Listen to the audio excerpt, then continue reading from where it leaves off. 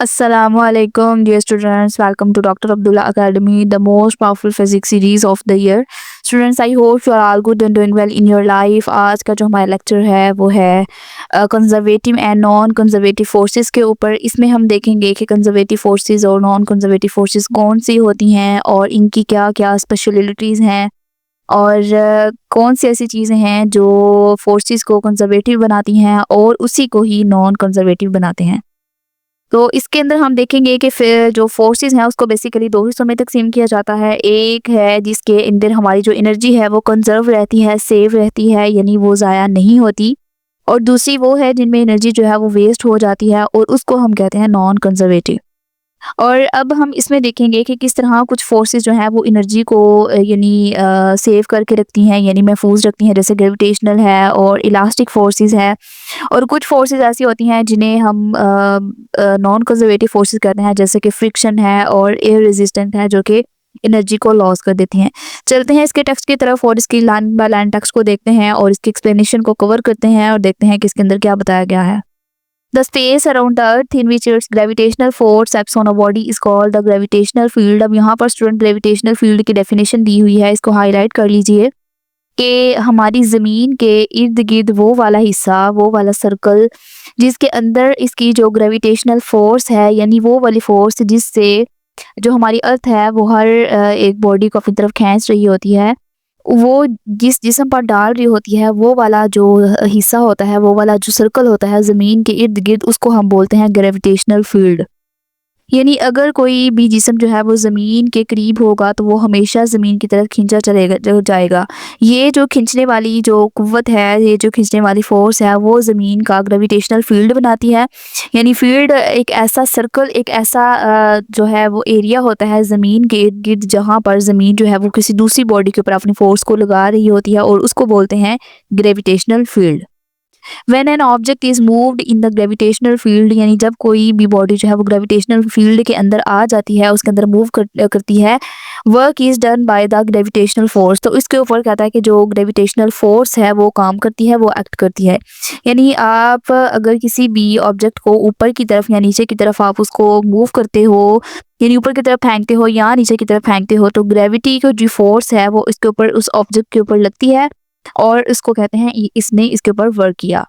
तो यहाँ पर आपने एक पॉइंट को स्टूडेंट याद रखना है, जो कि आगे ही बताया जाएगा कि जो डायरेक्शन है डिस्प्लेसमेंट की, वो ये डिसाइड करती है कि जो हमारा वर्क डन है वो पॉजिटिव होगा या कि नेगेटिव होगा। कहता है कि if the displacement is in the direction of the gravitational force the work is positive. यानी हमारा जो डिस्प्लेसमेंट है, जो डिस्प्लेसमेंट बॉडी ने कवर किया, यानी जिस डायरेक्शन की तरफ वो जो बॉडी है वो मूव कर रही है, वो इस चीज़ को डिसाइड करेगी कि जो हमारा वर्क डन है वो पॉजिटिव है या नेगेटिव है। अब कहता है कि अगर आपने किसी भी ऑब्जेक्ट को जो है वो नीचे की जानिब फेंका है, तो चूंकि ग्रेविटी की फोर्स जो है उसकी डायरेक्शन भी ज़मीन की तरफ होती है और वो ऑब्जेक्ट भी जो है वो ज़मीन की तरफ आ रहा है, तो इसलिए जो वर्क डन होगा वो पॉजिटिव होगा, क्योंकि यहाँ पर ग्रेविटेशनल फोर्स की डायरेक्शन और हमारी डिस्प्लेसमेंट की डायरेक्शन एक ही है, सो हमारा वर्क डन पॉजिटिव होगा।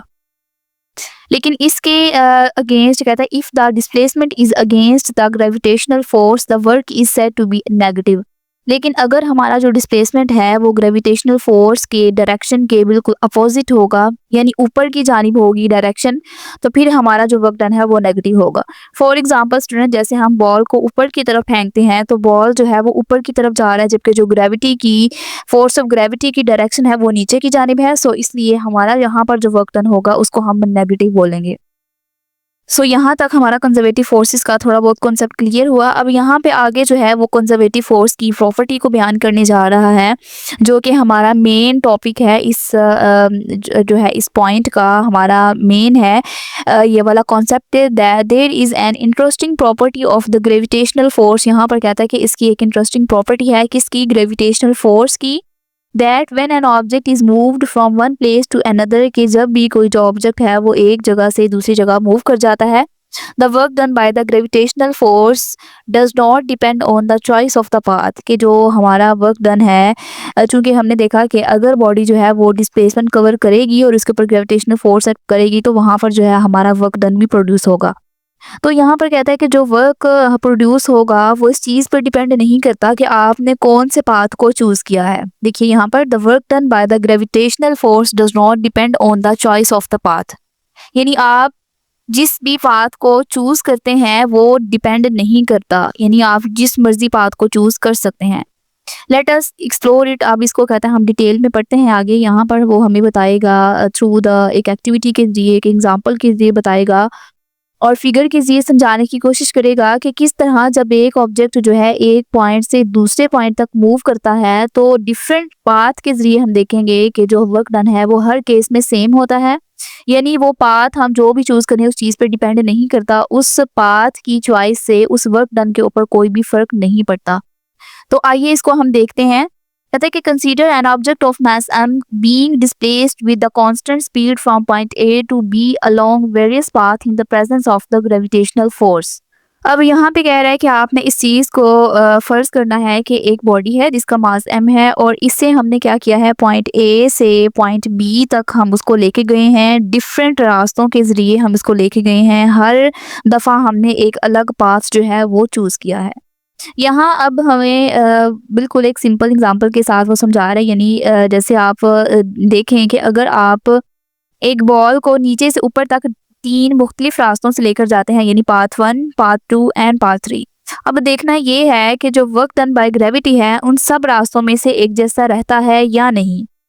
तो ये बेसिकली हमें ये जो है वो एक्सप्लोर करना है कि क्या पाथ जो हम डिफरेंट तरीके से जो हम डिफरेंट पाथ जो है वो चूज़ कर रहे हैं, क्या हर पाथ में वर्क डन हमारा सेम रहता है या नहीं। जैसे यहाँ पर देखिए स्टूडेंट, पाथ ए हमारे पास ये वाला है, पाथ 1 ये वाला है हमारे पास, यानी ADB ये वाला हमारे पास पाथ ए है और ये वाला हमारे पास पाथ 2 है, यानी ACB ये वाला जो हिस्सा है ये हमारे पास, यानी इस डायरेक्शन में और इस डायरेक्शन में ये जाना है, ये हमारा पाथ 2 है।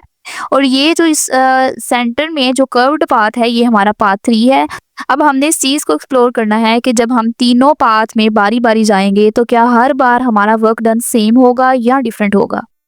बेसिकली हमने देखना ये है कि क्या डिफरेंट जो हमारी डायरेक्शंस होंगी या डिफरेंट जो हम पाथ को चूज़ कर रहे हैं, क्या वो हमारे वर्क डन के ऊपर असरअंदाज होता है या नहीं होता। देखिए आगे कह रहा है कि in this case the gravitational force is equal to the weight mg of the object.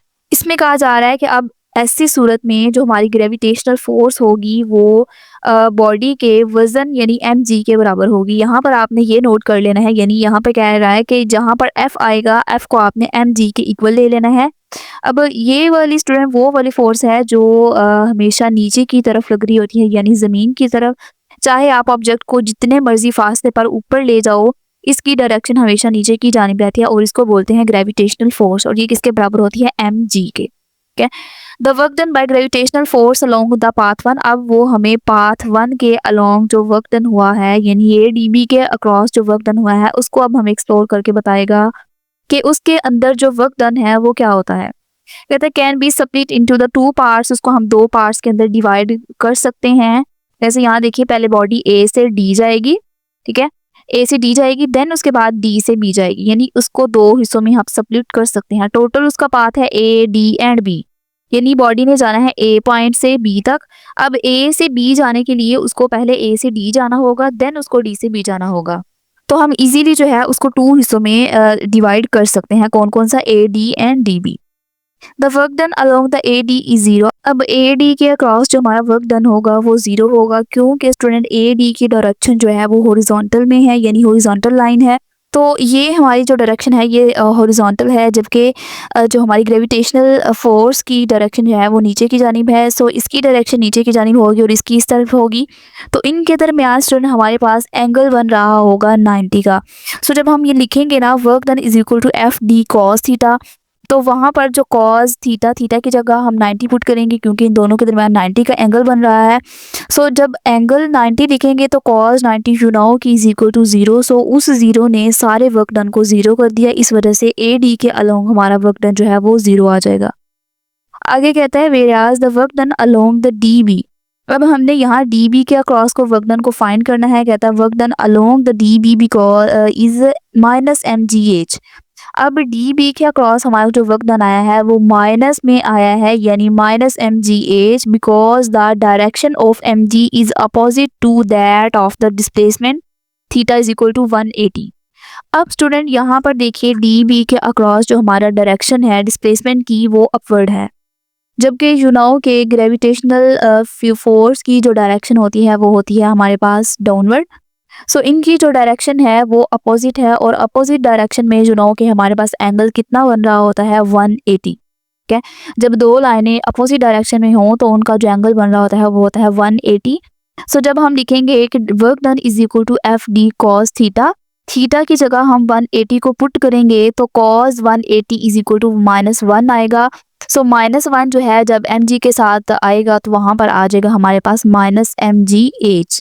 और अब यहाँ पर स्टूडेंट देखिए कि हमने लिखा है W is equal to F D cos theta. ठीक है, अब एफ हम जैसे कि हमने ऊपर पढ़ा कि एफ हमारे पास बराबर होगा एम जी के। ये देखिए हमने ऊपर पढ़ा था पहले कि इस केस में जो हमारा एफ होगा वो एम जी के इक्वल होगा, और डी यानी डिस्प्लेसमेंट, डिस्प्लेसमेंट यहाँ पर ये देखो उसने बताया है कि डिस्प्लेसमेंट हमारी हाइट के बराबर होगी, तो इसलिए हमने डिस्प्लेसमेंट की डी की जगह एस लिख लिया और एफ की जगह हमने एम जी लिख दिया। सो ये हमारे पास इसका आंसर आया -mgh, और hence the work done is displacing a body from A to B through the path 1 is. कहता है कि इस पूरे पाथ 1 को अब हम जो है वो ऐड कर लेते हैं, यानी इस पूरे पाथ को जो हमने दो हिस्सों में डिवाइड किया था, अब दोनों हिस्सों में जो हमारा बारी बारी वर्क डन आया था उन दोनों को हम ऐड करते हैं और अपना रिजल्ट देखते हैं कि हमारे पास टोटल पाथ 1 का जो टोटल वर्क डन है वो कितना आया है। अब चूंकि यहाँ पर देखिए student work done along the S A D B, तो ए डी बी को हमने दो हिस्सों में डिवाइड किया था, यानी पहले हम लिखेंगे work done along the A D, वो हमारे पास आया 0। देन उसके बाद हम इसको प्लस करेंगे किसके साथ, जो हमारा अलोंग डी बी वर्क आया वो हमारे पास आया -mgh। जब ये दोनों आपस में एडअप होंगी तो इनका आंसर आ जाएगा -mgh, जो कि फाइनल आंसर है, फाइनल वर्क डन है अलोंग द पाथ 1। अब चलते हैं अपने पाथ 2 की तरफ, जो कि है हमारा ए सी बी के अलोंग।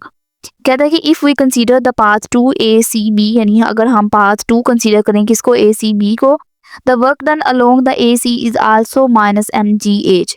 यानी अब हमने क्या किया, पाथ 2 को भी फर्दर 2 हिस्सों में डिवाइड कर लिया, यानी ए सी एंड सी बी। अब फर्स्ट ऑफ ऑल हम स्टूडेंट ए सी के अलोंग जो है वो अपना वर्क डन फाइंड करेंगे। तो इसका और इसका सेम केस है, क्योंकि इनका डायरेक्शन भी दोनों की सेम है, और इसकी डायरेक्शन भी अपवर्ड है, इसकी भी अपवर्ड है, और इन दोनों के केसेस सेम हैं, क्योंकि यहाँ पर डिस्प्लेसमेंट की डायरेक्शन ऊपर की जानिब है, जबकि हमारे पास जो ग्रेविटी की डायरेक्शन है, फोर्स ऑफ ग्रेविटी की, वो डाउनवर्ड है। सो अपोजिट डायरेक्शन में जो हमारे पास एंगल आता है वो आता है 180। सो जहाँ पर हम cos 180 पुट करेंगे तो हमारे पास आएगा -1। उस -1 की वजह से हमारा जो वर्क डन है वो भी हो जाएगा -mgh। ठीक है, इसलिए AC के अलोंग हमारा वर्क डन आया -mgh। फिर कहता है कि since the work done along the CB is 0। अब इस केस में हमारा वर्क डन 0 होगा, क्योंकि अगेन वही बात कि ग्रेविटी की डायरेक्शन नीचे की जानिब है और इसकी डायरेक्शन जो है वो आगे की तरफ है।